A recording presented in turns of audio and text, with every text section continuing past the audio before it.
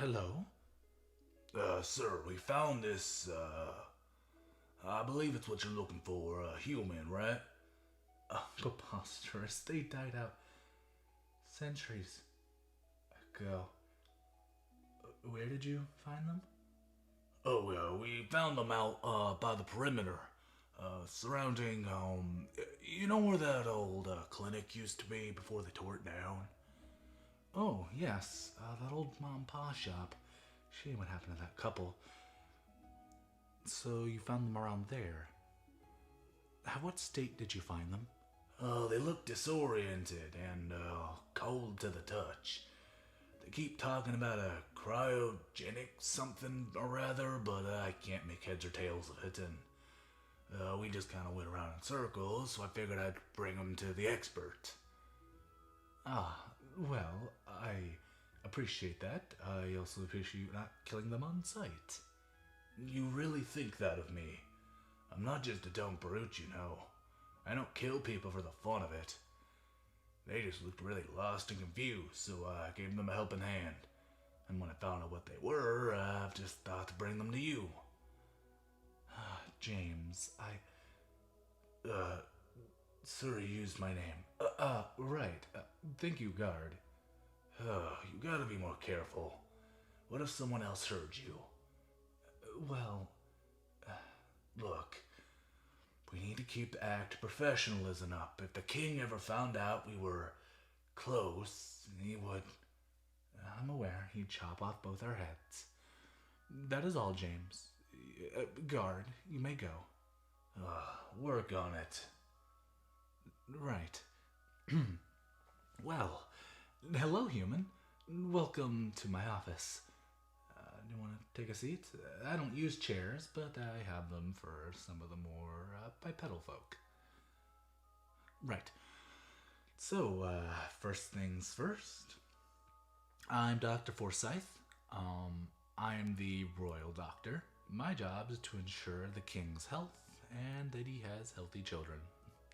Besides that, I research diseases in my spare time and try my best to keep the kingdom sanitary and clean to prevent any outbreaks. Last thing we need is another blood plague.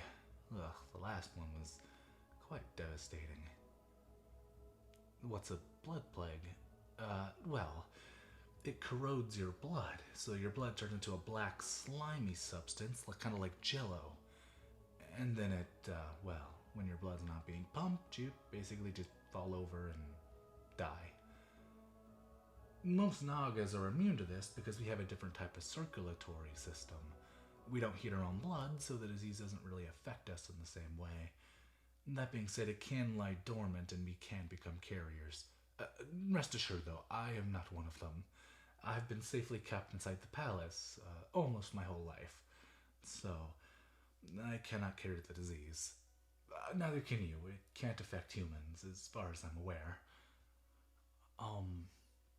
Which is really fascinating, because you're the first human I've seen in a very, very long time.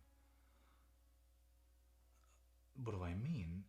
Well, humanity died out, roughly a couple hundred years ago. I believe during the Great Cataclysm. You see, there was this meteor that was falling down to the planet. Some roars, screams.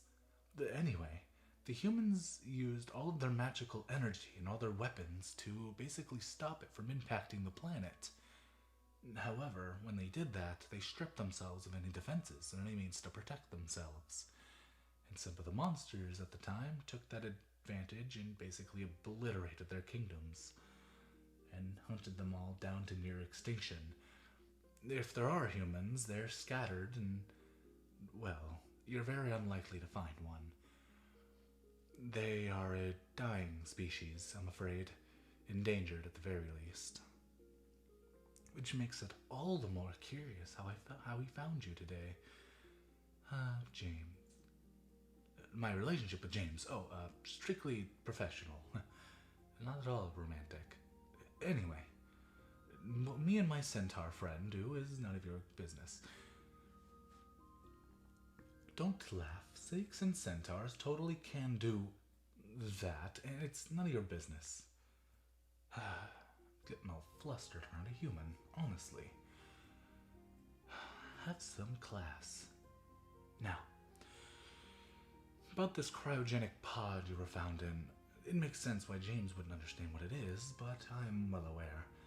Many things are kept in them food, resources. It puts them in a state of stasis. They don't age, they don't. Well, they're basically stuck in time. Which is really interesting that a human was set in one. Do you mind telling me the story behind that? I'd be very interested to know. No judgments. Whatever happened a couple hundred years ago, I don't think I need to know. But I am curious. Ah, I see. You were told to put a melon in there. And you fell in. So it wasn't even human tested. You just got lucky. Well, congratulations. You lived past a calamity. Hmm? Oh, when did it happen exactly? That's hard to say. No records are really kept from that time. We just know that it happened. There's a large crater where I believe a city called Los Angeles used to be. They call it the Nile Crater. Well, a river formed between it and the ocean, causing a lake of sorts to form. Many people go there to admire the sights. I am not one. Well, let's just say I have my reasons. Anyway, it is wonderful to make your acquaintance. If it isn't too much trouble. Huh? My color? Oh, yes, I am purple. Is there a problem with that? Oh, you've never seen a purple snake? Question. In your time, did monsters like me socialize? I see, we were feral. Well, that's interesting. So maybe it wasn't the fact that human monsters turned on you, but rather... interesting. This opens up so many opportunities to write down it. Sorry, I'm getting ahead of myself. But I do need to examine you for any defects. Like you said, you weren't meant to be put inside the cryogenic chamber, so strip. You heard me, strip down. Take off your shirt and pants, and we'll get to looks. Don't worry, you can keep on your underwear. I don't wish to see your... that.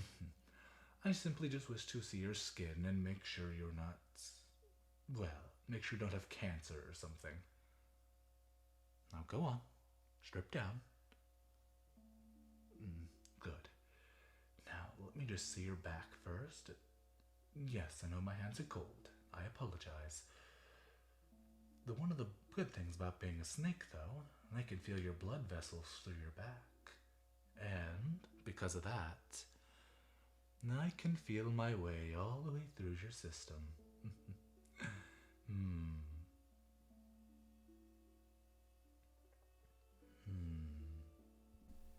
I see, I see. Well, it doesn't appear you have anything wrong from this side. Now I just need to turn you around like this. You don't mind me if... okay, thank you. I just need to move you like this. Let me get my hand under your neck.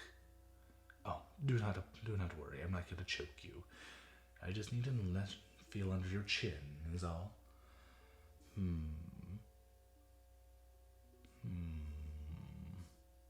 Well, I'll save my words for after the examination, but that is a little worrying. Let me bring my hand down to your chest. What? Why are you recoiling like that? I'm aware my hands are cold. Oh, humans are sensitive there. I apologize. I'll try to keep it brief then. I won't linger too long. Let's see. Yes, that is really down to your stomach region and belly.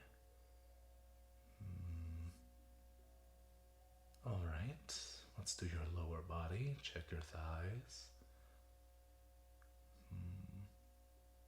ankles. Human.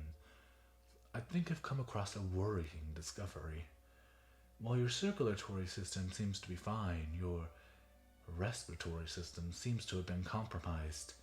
It's still thawing out, so I don't think you felt the effects, but your lungs are bruised. I can heal you, but, well, it requires a lot of trust. Essentially, I'll have to lay you down and coil you.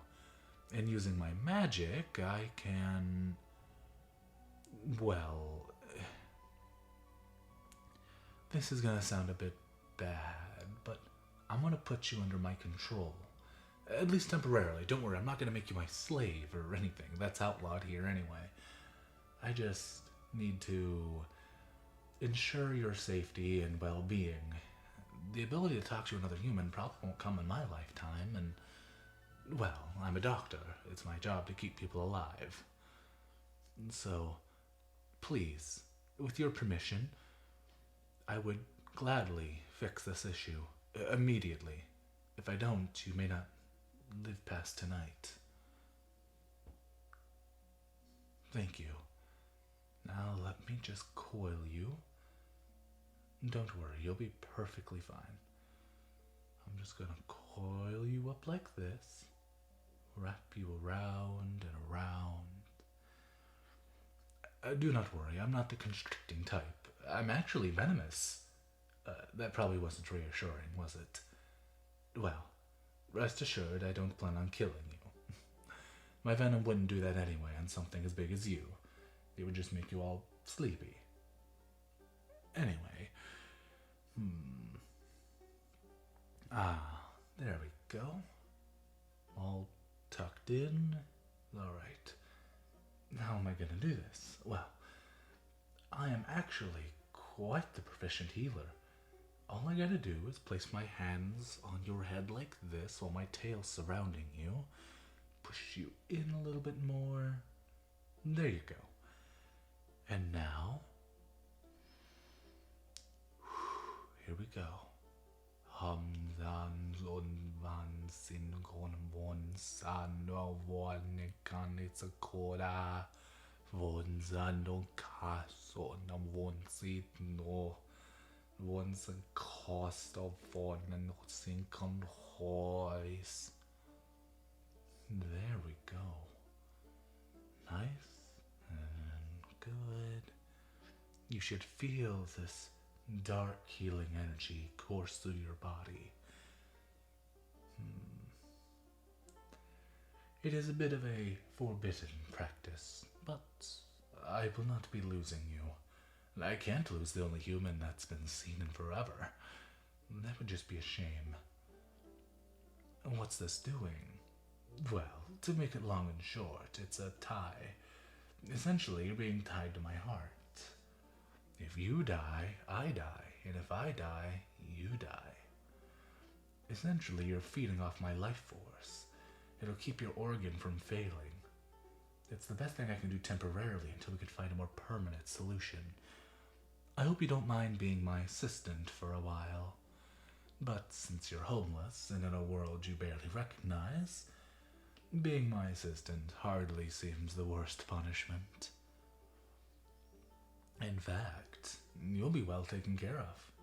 I may not be a king or anything, but I'm still quite wealthy. I can do pretty much whatever I wish within reason.